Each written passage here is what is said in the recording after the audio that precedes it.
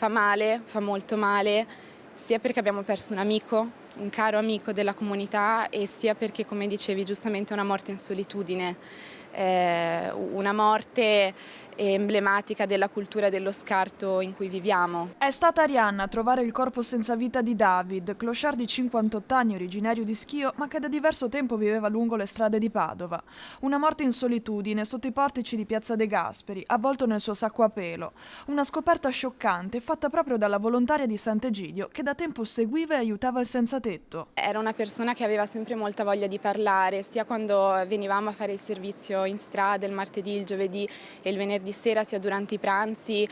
o le cene che organizzavamo con alcuni amici che non hanno fissa dimora. Era facile entrare a contatto con Davide, costruire un'amicizia, aveva dei modi magari un po' burberi, però aveva sempre piacere di avere uno scambio, un confronto, di raccontarsi. David sul corpo non presentava segni di violenza, il che farebbe pensare a una morte naturale. È stato uno shock ed è stato anche un caso, perché io passavo di qui per andare al lavoro come ogni mattina e guardando ho visto che lui non si era ancora alzato, che era ancora alle sue giaciglio, che insomma comunque di solito loro lasciano molto presto le loro cose anche per non farsi vedere, non dare nell'occhio. Ho visto che era ancora lì buttato a terra e siccome sapevamo che ultimamente non era stato bene, aveva dei problemi di salute,